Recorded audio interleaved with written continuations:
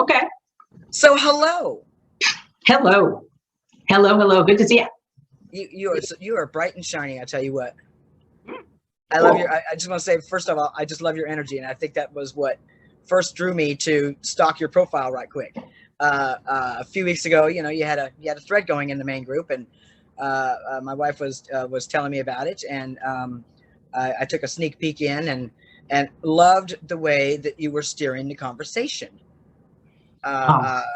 Because of the tendency for it's a large group, and you've got a lot of different perspectives that will jump in to a thread and sometimes derail it, and your ability to come in and gracefully keep things on track and answering folks in sub replies was noted. I appreciate that. I'm not going to go and start a fight on. I'm not going to start a fight on your group. You guys have done too much work for too many years, and I'm all about supporting and educating people in the community, and then the work that I do, what I know about. And when I spotted that, I hit your profile. Now you've been on my friends list already, but I don't get a chance to. I'm a bad friend. I don't get to go to people's profiles often, and I hit it, and that's when I sent you that little message. That was really awesome. That was really cool to get the message. It was so personalized. Thank you for that. I was like, hey, that's unique and different. That caught my eye, and I'm like, yeah, that sounds great. Really appreciate it. So, well, you are appreciated. I think Sandra just said hello, Sandra.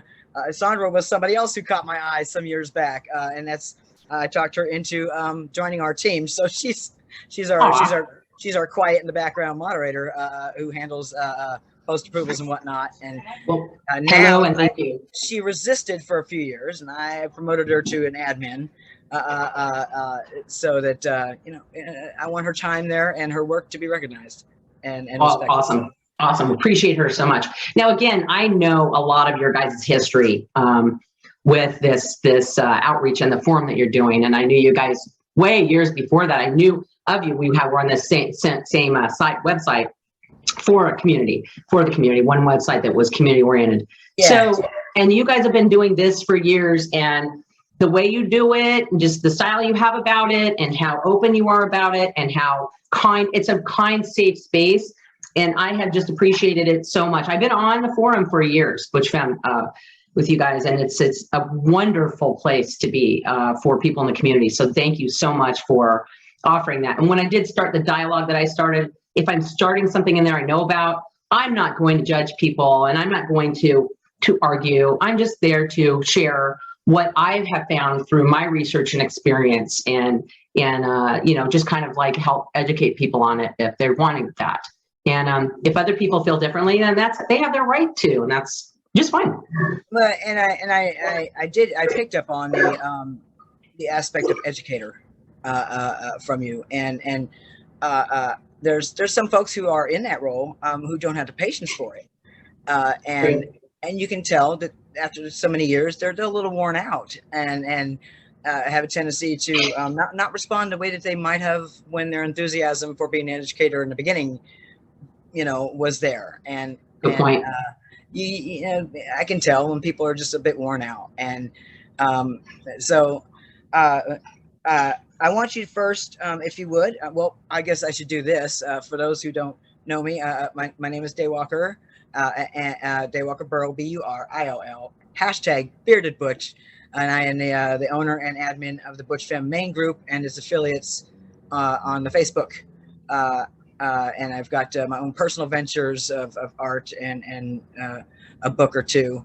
But my main goal here is snatching folks right out of our community and turning the spotlight upon them, because the things that you and some others are doing, they just so happen to intersect with bringing visibility to the Butch Femme community and culture. And that's I want the folks who do belong to this community to know who is among them, and also to know that they just might be the next interview, because I want folks to know that spotlighting who's among us is kind of important, because there's such a wide spectrum of diversity to be enjoyed, and that's what I'm after. I'm after that. I want to highlight the extreme diversity that is among us. Awesome. And now you're probably well known mostly, and probably get most of your interviews that focus around the book, the Leading and Supportive Love, the Truth About Dominant and Submissive Relationships, which has been used as a learning Bible by many institutions. So I although I don't want to 100% focus on that, but I'd like for you to maybe say a few minutes about that, and when it started, when you finished it, and if you plan on doing a version 2.0. Wow, great questions. Great questions. Yes, that is one of my passions, one of the big two ones that I help people with and work on, with people with. It's a big part of my work. So I wrote this book. I guess it's over 9 years ago, and I wrote it because there were no books out there about the fundamental relationship of having a leader and a follower in a cooperative way where they're both equals.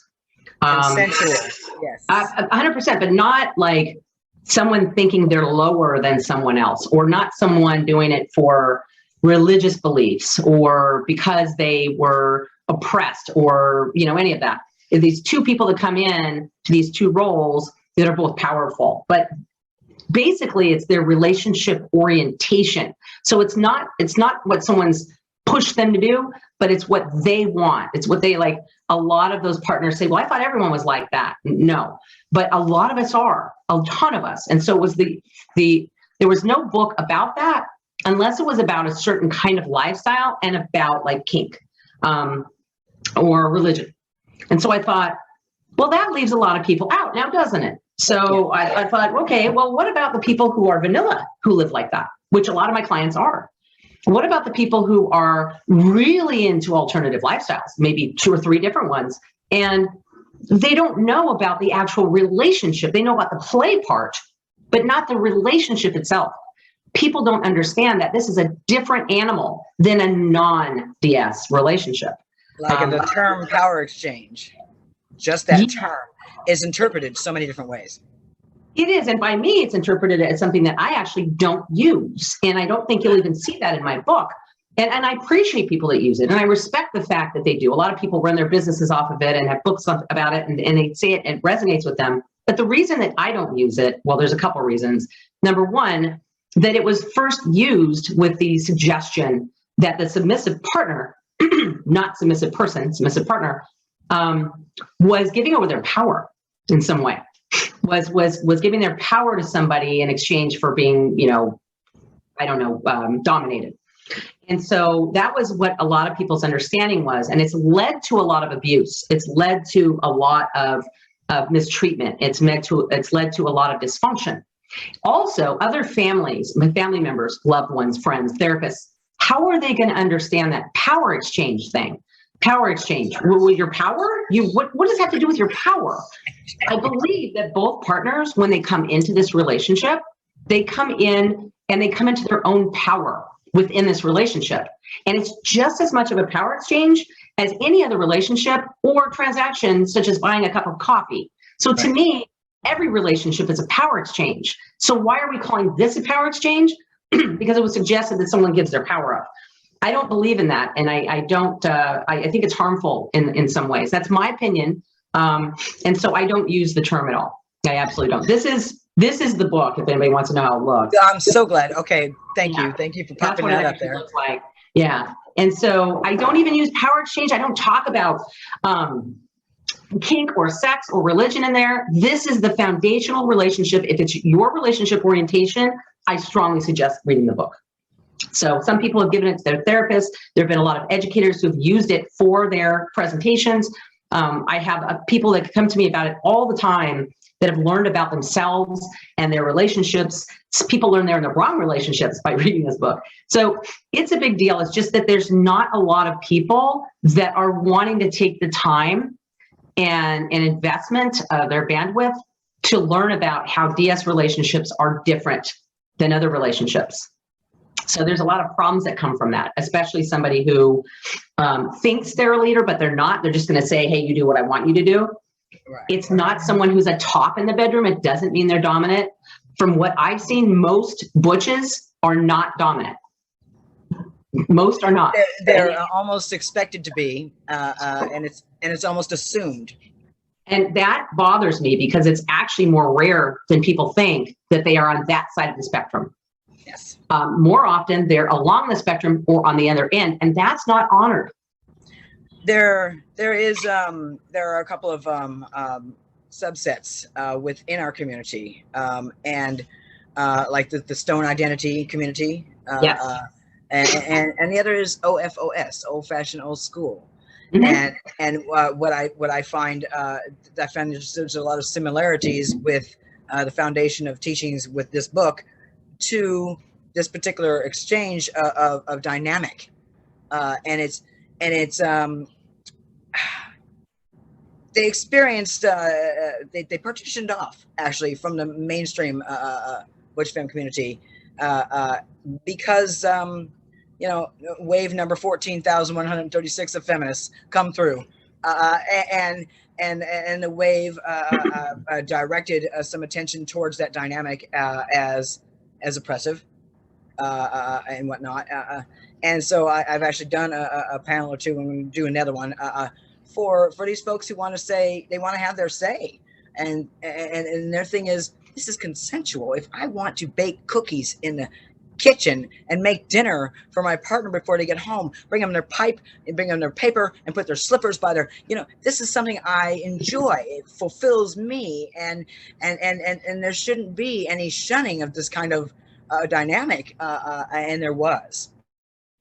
I know, and I hear you, and you're describing exactly what I talk about. If someone wants to be barefoot in the kitchen and that's what they want to do, and that's what makes them go, and it excites them and it feeds them, why are we disagreeing with it and telling them what to do? That's controlling. It's shaming. This is not what feminism is about for women and people. Right. So some of the submissive partners, are some of the most powerful people that I've ever met. They are movers and shakers and leaders and influencers, and the dominant partner leads hard on them. They are not submissive people all the time. Out in the world, they may be very dominant people.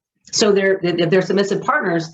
That's a completely different thing. That's their relationship orientation. They don't want to come and make all the decisions when they get home. They want to have a soft place to lay on. People don't understand that. They're just trying to put it in these categories. And they don't just hand it over. This is something that's earned by trust in the dynamic, in the partnership. Yes. And this is a gift that they give. This is not just something for anybody to come along and just treat them as such. But this is a gift that is earned through when they find their match. Right. And I think that's also one of those fallacies that's out there is submissive folks are not submissive 100% for everybody all day long, every day. This is an exchange that is sacred for a lot of folks with a partner who happens to match their dynamic and their level of, because there's a lot of intricacies within the D's relationships as well. I mean, there are many different areas in the spectrum.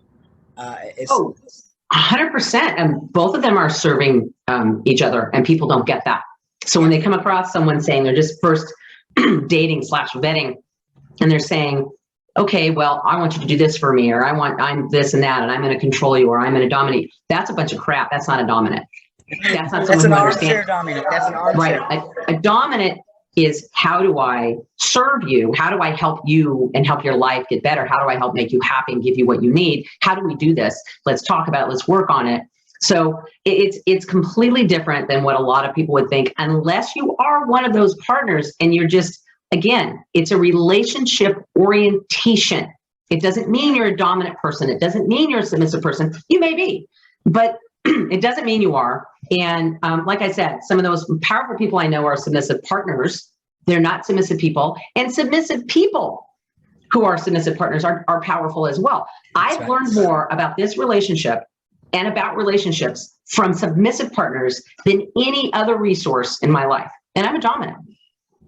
Absolutely. So I can't say enough about what I think people are missing and paying the credit where credit is due. Both partners are in this relationship where there's like a captain and a first mate. They both have very, very important jobs to do. And it needs to be a cooperative relationship based on that mutual service and support, period. It's not someone pushing everyone else, someone around and saying, this is what you will do. Right. Yeah. So the book does. Yeah, being a bully isn't being a dominant.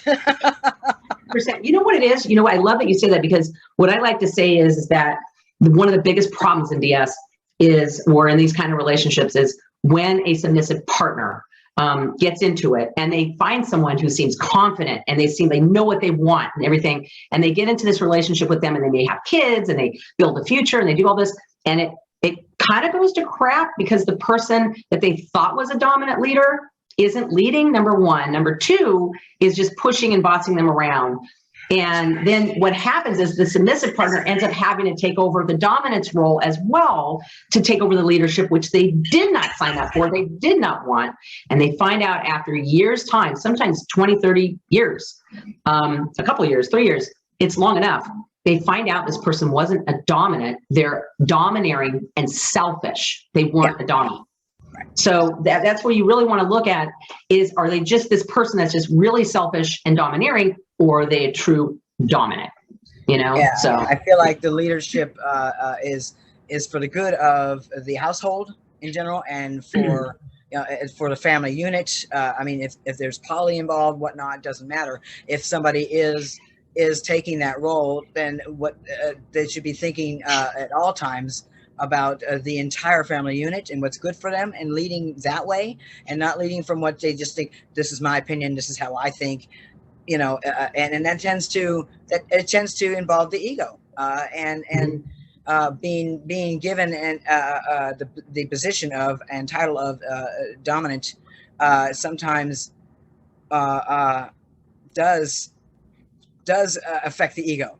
And unfortunately, clouds the visions, clouds the ability to make decisions based on a family unit, and not just coming from a self-serving area.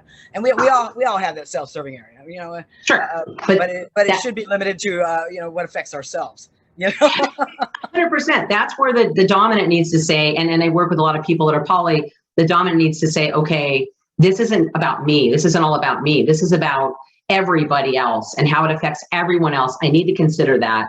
And also the relationships are between them and one other person. Even if they have 3 or 2 relationships, they're always between 2 people, but it does affect other people. So when you are the head of the house as a dominant, you've got to consider that each relationship you have is one-on-one, but then you have to consider everyone involved and how that will affect everyone. It is quite an issue. A lot of people have problems doing it. And it does take cooperation and support from everyone concerned. It definitely education. People don't understand that, these people that come into the relationships as dominants, they have to know how to be a leader, and they have to be continuously learning on how to be a good leader. And a lot of these people don't understand that being a good leader is a lot of listening and a lot of service. And it's not just telling people what to do. That's not good leadership. So in the education I do, I help people understand what this dynamic needs to thrive and breathe. And it's very different than non-DS. There are similarities, but it's very, very different. And the problems that it has are different than non-DS relationships. From what I know, I gotta be honest, after all these years, I'm the only educator that I know of that focuses on the actual committed relationships themselves, and not a specific type of lifestyle.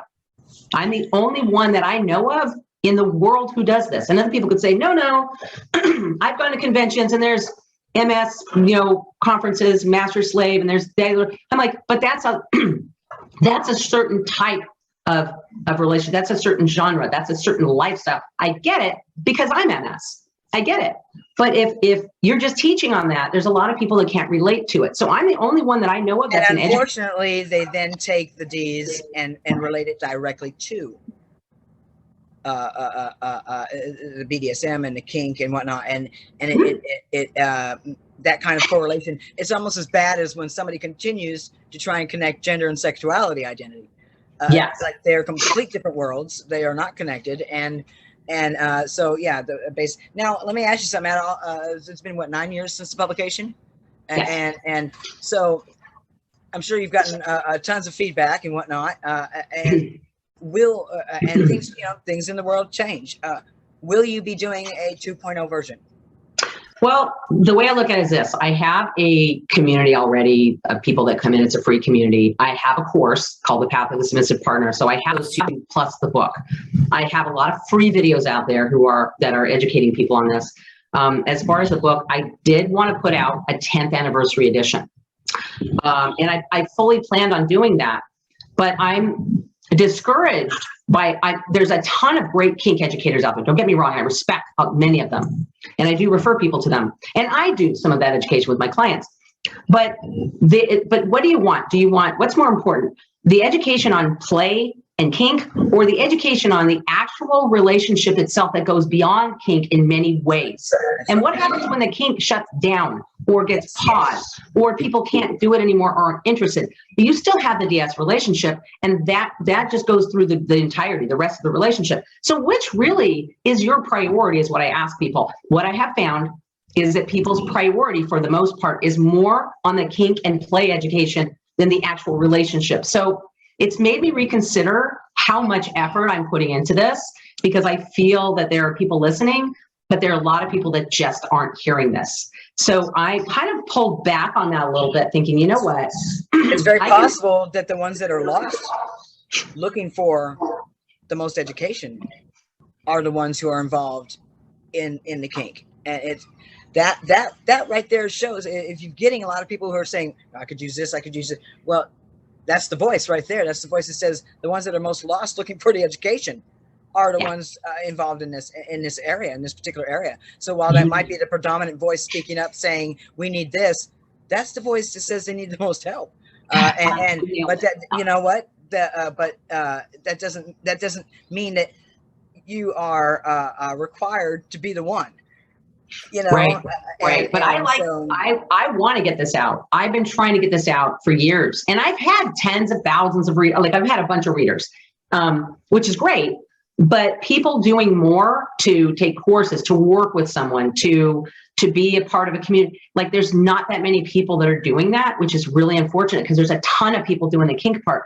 And a lot of these people, and I've had just thousands upon thousands upon thousands of people that have contacted me from all over the world. I have tens of thousands of followers that know what I do. And there's a small percentage of them that really put their time and energy to learning about this relationship and how to do it. And it's so disappointing to me that I'm questioning whether I should put all this time and energy into writing the second book right now and be in a hurry to do it, if people are saying, no, I really want to have this excitement and this kink and this, this kind of stuff. I just really want to learn about this. Those are the people who come to me with the most hurt, saying, what happened? He told me that, I told him that I didn't want to be with other, I'm straight. I didn't want to be with other women. He's saying, no, you do. And so you need to find people, and I need to have your family members it's like crazy. And they're thinking, what did I do wrong? And I'm thinking, you're just leading with the whole sex thing and the whole kink thing. You're not really finding out about the foundation of DS. So I'm in the end, about that. People still have, they are everyday people with everyday lives, as I've said before. And, it's because in the end, when the aspects of play and whatnot do wind down, as people hit into their 6th and 7th decade in life, you're left with what you've built for the foundation. And, I have a question for you, Ashley. For yourself as an educator and somebody who gives guidance and whatnot, where do you go for guidance and advice and solace, and who have been your mentors? I don't have any mentors. I never have. Has it been difficult? Has it been difficult I have people that I learn little pieces and parts from. I've been to a ton of conventions. I've read a ton of books. There are some people that have said some things and taught things that I admire. But I don't, as far as focusing on the DS relationship itself without, like I said, any kind of like religion or spirituality or belief or lifestyle, I don't find those people. Like I'm it. And so I look at what other people are sharing about, you know, whatever other types of lifestyles, other types of belief systems, and I take from that. And the other thing too, I want to go further. You don't need to wait to get into your 6th or 7th decade to have kink shut down. You know when kink shuts down? When the DS relationship starts to die, even in the first year. Right. So people don't get that. Like it will, the kink and the intimacy will shut down if the relationship is not secure and safe. And I've spent, like I said, 10 years trying to let people know about this. And there's been enough people that have listened, but there's been a ton of people who don't. So I do like Robert Rubble. He's an author. I think that he's like a really good example. He's a great guy I've learned from. I've learned from a founder of our local club here. He and I, Dr. Burt, he and I have had a lot of conversations. I do learn more from, like I said, submissives, but I learn a lot of my education from slaves, people who say that they're in the slave lifestyle. It's very monastic. It's very, it's very purposeful. And so I've learned a ton from what they've written and the talks they've given, more than the dominants and masters, even though I've heard them out as well. There's some great ones out there. But it's really tough to find one. Like I had one that I admired, and then he ended up going to jail for something, and he had a slave who was suicidal and wanted to quit their job. And he said, no, you can't quit your job yet. And she was really impressed because he got friends to call her and support her. And I'm thinking, yeah, I can't look up to that anymore right now. I mean, I know what their situation was, but for me, that's not going to make, it's not someone I can look up to. I feel like there's a certain amount of engineering that's involved here. Like if I was to picture a relationship as a vessel, a vehicle, it all starts with a frame. Yes, 100%. You start with that frame, and then you build around it so that it can move forward. And so for me, I feel like within our wiring, there has to be some sort of element of engineering involved. I 100% agree with you. And I try to put some of that engineering in my book. I do talk a lot about maybe therapists that can cause problems and what to do about that. And I recommend people who, the specific type, like therapists who are kink aware. If they're kink aware, they're going to be more DS aware. I talk about loved ones who don't understand. I'm so sorry. Miss Delilah. I love the star of the show. I love her to pieces. Come here, little girl. She just lit me up. Thank you for that. She is the most precious, I'll tell you. She's like, Daddy, hey. Look how cute I am. Look how cute I am. Mm-hmm. She's adorable. I love her. And of course, you know how I feel. Well, my baby's aged out, so thank you for the appearance. Her brother aged out, and it actually, I tell you, it affected my entire mortality. When my boy passed away, and I was taken aback by how I was affected, I'm with you. I've had that. She was affected as well because that was her brother, It really affects like your whole life and moving forward. It's really powerful my to do that. Co-host and wife apparently would like to interject with something. Oh, okay. Everything that you have said so far are things that I tried to say as far as partnerships and the different dynamics of D's lifestyle. It's not about the kink. It's not about sex. It's not about who can handle most things. It's to begin with nurturing the relationship with you prior to us. And I got my ass handed to me a few times on the old dash side. Well, let's not go there. Well, no, I'm just going to say, because I was trying to say, the basis for D's relationship is not about, who can find you or who can be the hardest or, that kind of thing. I think that's... I just want to say I appreciate everything that you're saying, and go you. Go you, yeah. Thank I you. think that's why I think that's what made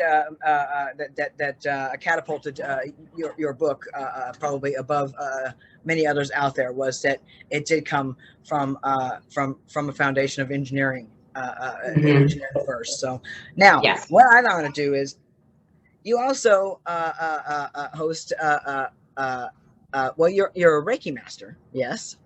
Yes, I am. All right. So I wanted to mention that and what that means to you, but I also want to throw in there the highly sensitive people, the HSD venture that you're on, and how I feel like it probably parallels the impact upon people who need help with the folks who are going after your other education devices, and I think that when I saw that aspect of the highly sensitive people, do you find that folks when they land upon the HSP sectors and they read and they go, oh my God, that's me.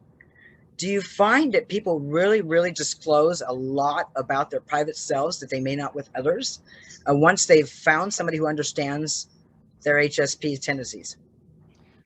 That's a powerful question, actually. I think that happens to a lot of HSPs, that people confide in them. They always, there's a lot of people that say, I have this face, and people say, you look like someone I can trust, or they come and just tell you their life story. That happens to a lot of HSPs. Yes, when HSPs find out that I am an HSP, that I have CPTSD, which wires you completely different, and the HSP is part of it, is you're wired different than about 20%, about 80% of people. They find that out, and they find out that I have learned to actually manage my life as a highly sensitive person, and that's different, and I can share how. And I've done that with clients for over 20 years, and with myself successfully. They will come right in and say, yeah, you're talking about things that are, I live those things. I see that on my lives. I see that in my group, with my clients. I mostly work with HSPs, and yes, a lot of them come in and they're DS partners, but a lot of them are like, what's an HSP? And I'm like, there's this test that you can take, and then you decide for yourself. And most people, when they say, what's an HSP, they usually end up taking the test and scoring highly. And so when they find out that I know the drill, and I know the grief and the intensity that we have in our world, and I know how to navigate a lot of that, yes, they will open up and share. And there are a lot of common things that happen with HSPs. There's a lot of things that we all deal with. And like so like the heavy, there's a heavy, I think. There's heavy. There's different. There's overwhelm. There's being overwhelmed, but then there's the heavy, like dark night of the soul type thing, being really deeply affected, almost to the point of just being, just not able to, to do much. There's also comparing to other people. There's also that self-dialogue saying that they're not good enough because they can't do things that other people can do, or they're weak because people have told them they're weak, or they're too sensitive, or any of that. That's all bull. That's all crap. I think it's natural for somebody to envy the qualities in others that they don't have and wish they had. I think that's natural. But when they start to use that as self-paration. Yeah, I would say HSPs in general, they more than admire them. It makes them feel badly that they don't have those and can't do them. And let me tell you the secret behind all this. One of the reasons they compare and they're down on themselves and they don't feel understood and they don't feel like they fit, they'll go in a room with a bunch of people and think, I'm not like these people. I don't fit. I'll tell you why. This is a big curve I'm going to throw. It's because of the self-centeredness. It's because they make a lot of things all about, of course, there's people in that room who are highly sensitive. There are other people in that room that are highly sensitive. There are other people in that room that are more of an introvert than you. It's not just you. And as far as comparing yourself, they have their lives. They're doing things that are crazy that you don't know about behind closed doors. Believe me, I've had clients like that if they've admired someone, and then I get the people they admire in my office, and they're very different than people think they are. But it's thinking, oh, they should know how I feel. No, people don't know how you feel. They're thinking that What else? Oh, those people don't care. We tell ourselves narratives that are all about us. If we do something for someone and they didn't reciprocate or they didn't respond the way we wanted, they didn't care. Bull. That's not true. They just may not be able to or know how to respond that way. They have their own way of taking something and dealing with it. It doesn't mean that it's about you. So it's a lot of this is our very internally focused people, very sensitive people that are internally focused that make things about us. And here's the problem with that. If you do that, you're not dealing with reality, because the reality is what's inside and outside. You're almost stuck in and basking in the poor me, and nobody understands me, and I am alone, and my everything is different from your everything, which makes them almost, it makes everybody else sharing their experiences almost inaudible to them. It kind of shuts other people out. So an example that I give is, yeah, you're totally right. Example I give is somebody gets into it with someone from work, right? And so this person at work, let's say some guy, was rude to them or abrupt or, impatient. And they're like, oh, poor me, I'm just hurting so bad. How could they do that to me? Don't they know? And why could they do? And that's fine to validate yourself. That's the first thing I say to do. But step outside and say, why did that happen? Like, why they have had that attitude? Oh, I know. They're going through a difficult custody battle, a difficult divorce, and they're not able to see their kids. So they're butthurt, they're pissed, they're upset, they're unhappy. Okay, it's not about me. So when I teach HSPs to not be so critically and chronically internally focused, to exercise other muscles, they don't hemorrhage as much. They don't victim as much. They're empowered more.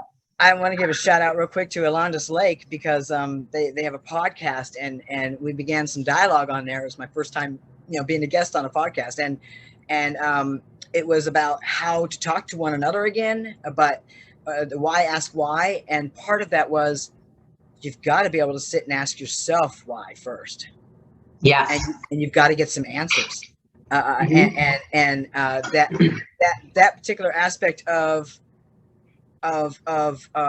understanding that, if we are afraid to approach others, imagine our own fears on asking ourselves, saying, are we afraid of what's going to come back for answers? And I think I had said something just this week in answer to somebody else's dialogue, and said that being self-aware means owning what comes out each time you send yourself in to dig again and again.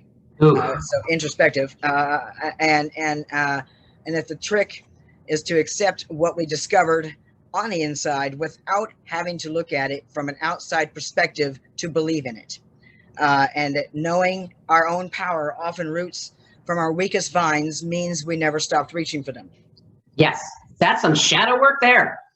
Yeah, that's powerful stuff. I mean, I agree. And a lot of times and I love that you said this, because the other issue is that a lot of times we get into other people's lives and we get into other people's stuff and we get into other drama. So we ignore our own stuff because it's too uncomfortable and difficult to deal with. When you make a change as a highly sensitive person to heal and become empowered, it's going to have a lot of discomfort, because that comes with change, desired change. So we'll have this total discomfort. So what I ask is, do you help a lot of people during your life, and you're constantly helping other people? Do you walk in other people's paths because you are afraid to walk in your own? I have something to say about that. I've recently had to own the fact that I have such a wide lens for those who come to me, but I have yet to turn that lens that wide on myself. And why is that? Do I not want that introspective? Do I not want to see what's coming back? What do I not want to accept what's come out once I go digging? And that's exactly what it is. I don't want to hear the answers when it comes to myself. But I also knew at the same time, as I come into asking myself these questions, that it's something I need to do.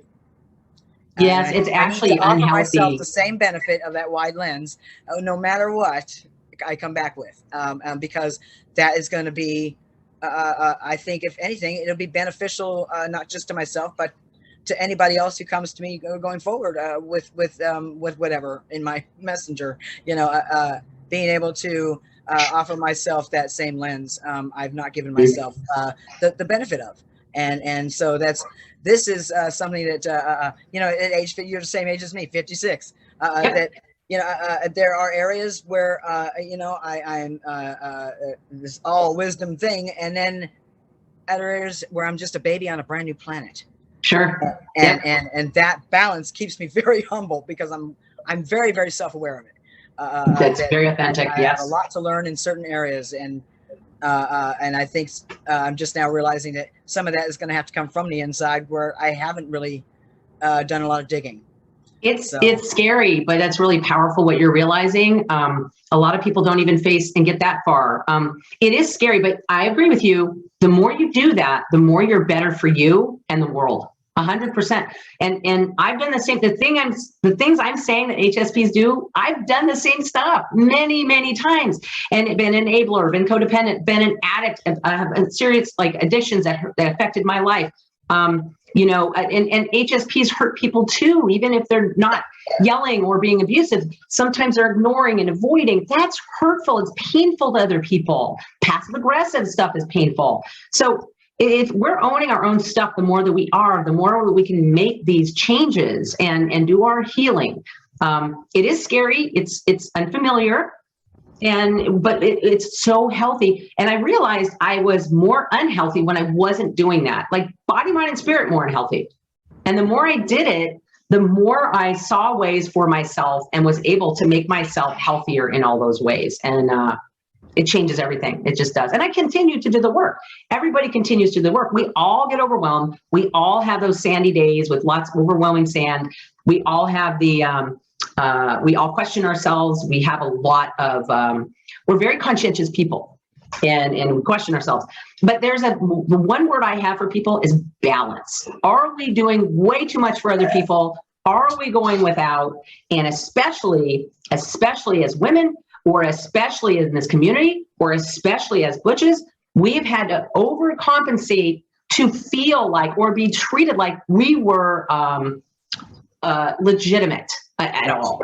And so what I'm over that. I blocked myself from manifesting what I wanted. I blocked myself from being as prosperous as I could be. I blocked myself from that stuff so many times, and I just kept helping other people. But what I was doing is getting in other people's lives, and I realized that to a point, it can interfere in their lives. It can interfere in their path. Not my right, not my responsibility to interfere in someone else's path and keep them from learning and growing. So I've had to learn a lot of that, but I've kept myself from a lot of the benefits that are my birthright. And I don't do that anymore. I'm ready to be open and manifest whatever that I choose or whatever I want and need while I'm doing my outreach at the same time. It's been important to me, the balance part. So just like the balance as in, you have to acknowledge that you're an HSP and you have to have that downtime and you have to give yourself a damn break. And you have to realize you're going to have a dark night of the soul, that happens, that you think you're the only one that goes through it. Right. You're going to have things, right? But at the same time, you're going to have all the gifts that come with it too, that you need to also appreciate and use. There's a lot of balance here, not just, we're all victims. And you have to question what parts you're feeding, is like helping others and getting the feedback from that. That's feeding a piece of you, and it reacts inside with good, the good. You feel good that you were able to help somebody. Yes. But how often do we feed ourselves? I have been trying to break away from the day-to-day of the group things and allow myself time to maybe dabble in some self-healing things. But when I do so, I had to get over the guilt that I was being am I being selfish with my time because I'm ignoring the groups for a day or two? And I'm ignoring my messages and I'm ignoring this. And boy, I tell you, that was a battle to feel deserving of the time that I'm taking. Honestly, though, I would come back to twice as much work. So sometimes it wasn't really, you know, that, but it's still, I'm seeking the balance. I'm glad you did that. And for you, can I ask you for a fist bump on that one? Because I am so proud of you. Fist bump on that one. I am just baby on a brand new planet. That's me. I'm so happy to hear that you're attending to your healing. I'd rather, as a member of your community, I'd rather you do your healing than have things happen that causes breakdown in you and in the community. And it has happened, and that's why I'm having to put in some help right now. So, you know, and I'm listening, and I'm listening for the first time, and I'm listening to I'm being told that your stress levels are going to kill you, and you need to back it off. And so that's what I'm going to do. Yes. And this is the first time I have openly agreed. So I love that. And one thing I tell HSPs is about outsourcing, is the value of outsourcing. We can focus on our strengths and outsource some of the other things. And I think what that does for us, it makes us afraid that we'll lose some control over things that are dear to us, things that are sacred to us. I'm a terrible delegator. I get it. I've had to learn that too. I've had to learn to do outsourcing. I'm still learning. But outsourcing, if you can get the right people to kind of like, you know, let them, allow them to earn your trust, and get them in there and have them do some of the things that you aren't going to do, that you're going to focus your other time on, and do that, but do it in a way where you still keep control of overall of the situation and of the community. I think there's ways to do that. There are good people out there who could be dependent on. And so I'm really glad that you're doing that. But there's, again, when you do that, there's a fear of letting go of, there's a fear of losing control. I get it. Yeah, there's that saying, the saying that says, you know, 1 oh shit can wipe out 10 attaboys. Okay. Yeah. So like I could have all these years of work, and one really bad week on the feeds, and it can take and just bury it, you know? And then I have to rebuild that. So, you know, but I have to also know that not everybody's going to handle things the way that I do. And while I can give guidance on how to do that and the basics of, you know, where I'm coming from when I do it, I then have to navigate being able to release that, and that's where I'm currently at. And I think I'm kind of proud of myself for a minute there, because I'm going with it. And, you're working on the balance. I'm willing to hit those rumble strips and speed bumps, and accept them as they occur. And whereas before it was an absolutely not. I have resisted any and all assistance for so many years. I understand. And now, you know, I'm coming to the point where I actually have to start handing some of this over, and I have to be willing to you know, to share that with folks who are willing to do that with their personal life and their personal time. If you are willing to put your personal time into this kind of grief, which it can be, then, you know, yeah. But what I'm looking for is something specific. I'm looking for somebody to come to me with their humility, not their ego, and that's where the filtering begins. It's been a tough filter. It really is. It really is. And so I think with me, with my work, you know, I've had to make it not so much about me, but about the process that people are in. When I have my program, I'm actually going to work on a book for HSPs. I have a group for HSPs. I do a lot of videos and a lot of outreach about it. And I have clients, and I have a program called Breakthrough Transformation. What I need to do is I need to get more people into my program instead of me doing everything, so I can like offer more for them, more things besides just, you know, me as well, but offer more and outreach to more people. And so I've had to do that to the point where I'm like, yeah, you know what, you kind of have to sometimes, like I have moderators and things, but sometimes you have to pay people to do something. And in order to do that, they can do that, and they can justify that they can take that time and energy, and they get paid to do it. But then I get paid to do what I'm doing. And we all have that right to be paid to do that. Do I do free stuff? Yeah, a ton of it. But we all deserve whatever prosperity or abundance that we want to manifest. And I would like the people, well, the people that work for me, I want to pay them what's fair. I want to give them what is fair, so they'll do quality work, and the program will be even stronger and better.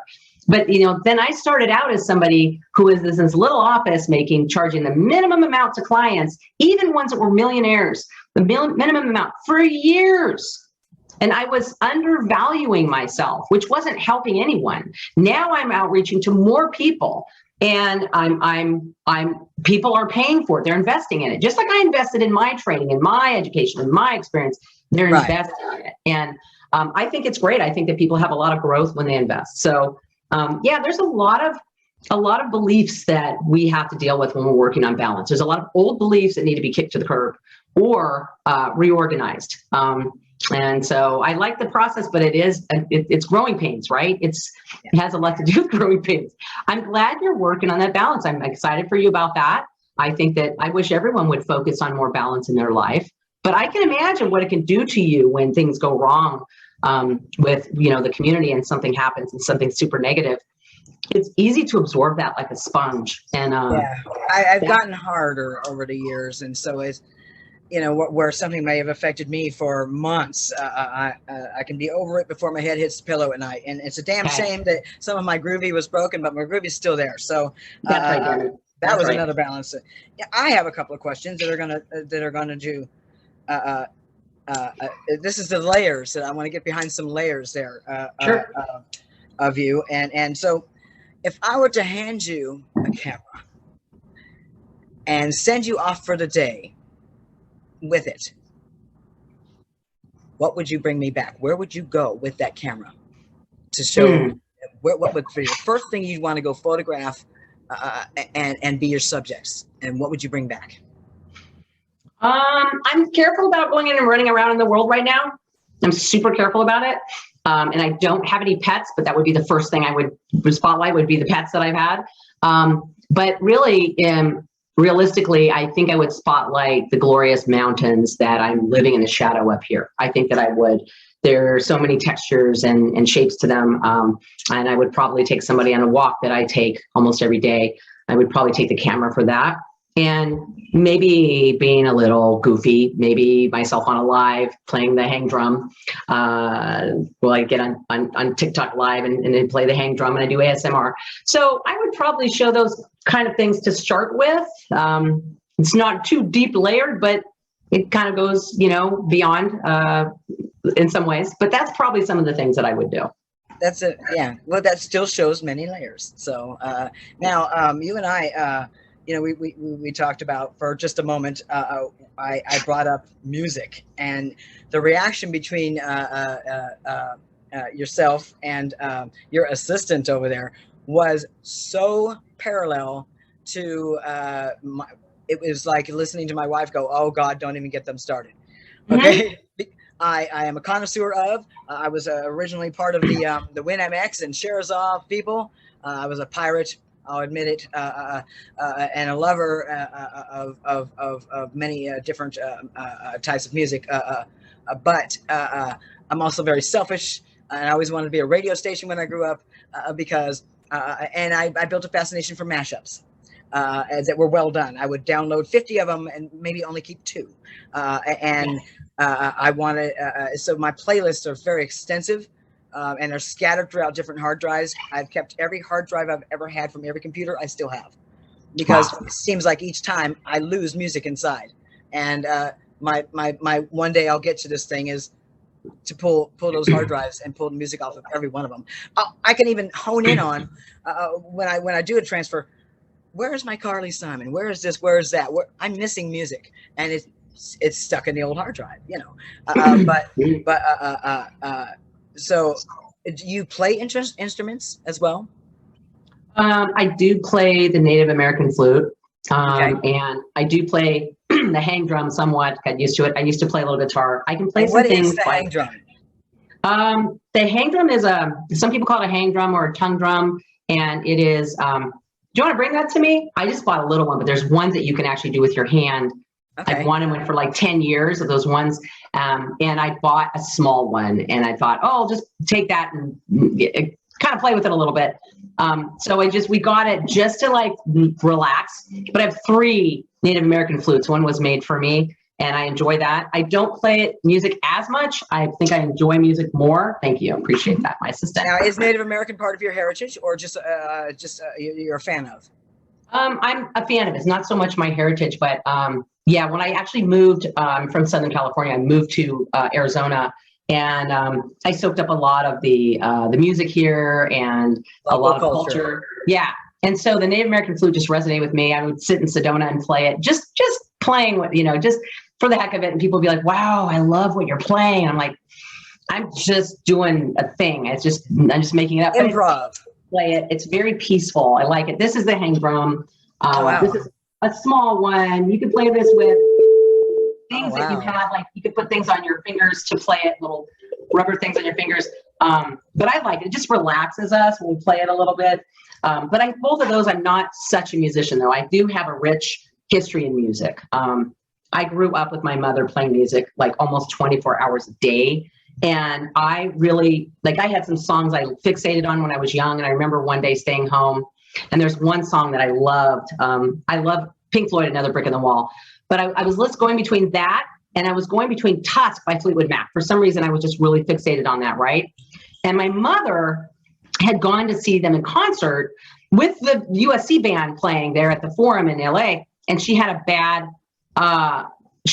mushroom trip. That's my mother.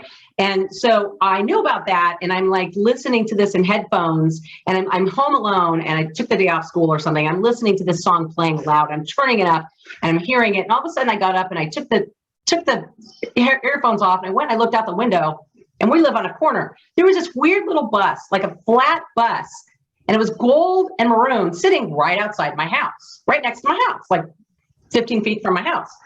So I went out there and I said, hey, are you broken down or what? Oh, I'm the USC football team bus. We broke down. We're waiting for some of them to come and help us. And I'm thinking, USC is about 40 minutes from me in Los Angeles, in the suburb. This is weird what I brought to my house by listening to the song. So I had like weird music stories. That was like really weird for me. I was in like 9th grade, so I'm dating myself. But I actually got into music. I got into radio, and I ended up managing a public radio station. And that was so cool. And I had my own radio show, and that was cool. I had it there for like 5 years, 5-6 years. And I was young. I was in my 20s.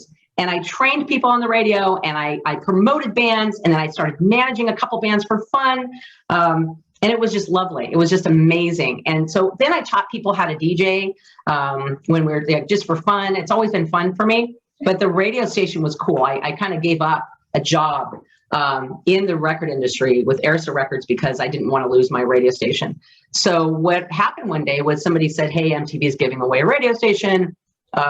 You really should apply for it. I'm thinking, wow. And I saw the commercials, and I'm like, okay, well, I don't know what to do with this, but I'm going to go do it. So I went and I bought like $50 worth of postcards, which I didn't have much money at the time. It was a struggle for me. I was working at the radio station and doing some data entry, but it was like Christmas every day going, getting that music and from the record companies and independent stuff. And like, there's stuff you guys people have never heard on Top 40 radio that was beautiful and amazing that I got to listen to for years. And so I kept I'm a fan of the deep tracks. Yes. Yes. Deep track. There was world music was amazing. There were independent labels and artists. They were just barely making it. Beautiful music, awesome music, underground stuff. There, punk and all kinds of metal and house music, all kinds of stuff. So I sent out all those postcards, like 330 of them. And I sent them out, and I found out that they called me from New York, and they asked me qualification questions. You run the radio station. I was like, what? That night, my local news in LA came to my house to do a story on me. And every morning, the next couple mornings, all those radio stations that talk radio in the mornings called me. I had radio stations in LA calling me that I was on. I heard myself on the radio. I saw myself on TV. Then I went and actually did the radio show with Billy Idol. And shut up. I love Billy. I had just seen him in concert. We were both limping from a motorcycle accident. It's just weird. He was a I'm gentleman. sorry. I spent 25 years working with motorcycles, so that laugh came from way down deep. Got you. You get it. And so, but he was a nice guy. He was a great guy, and it was really nice to talk to. I can't believe I turned to him during the show because I engineered the show because I didn't need any help. And I looked at him and said, I told him that The Fix is my favorite band. And my friend's like, you shouldn't have said that. It was rude. But I had seen his concert. I had all his albums. It was great, but I'm not a big fan girl person unless it comes to my favorite band. But even Billy would have said a different band than himself. So good point. It's a real experience. It was fantastic. The Fix, Red Skies at Night. Yeah. Mm-hmm. Yeah. They're still my favorite band. I've seen them 28 times. I've seen Pink Floyd 3 times, and I've seen hundreds of bands I've seen, and still to this day, I would say if you want to be mesmerized, that was the way to go. Yeah, I totally get it. One time I got to see my mom's favorite band with my favorite band, which was Moody Blues with The Fix. Well, that was cool. But I have gone to hundreds of concerts, and music is my thing. So what happened is that after I did that, I sold the radio station to MTV, which is their intention. It was just a little AM station. Right, and I started my own business, an party entertainment company, events company, and I trained more people how to DJ, and I hired DJs, and it was so much fun. Then I got out of that, and over the years, I had a stepson that I was kind of helping raise. And I had decided to DJ again for fun in the local lounge and clubs here for fun. I was in the Gay Pride parade and the Smirnoff float. I was the DJ.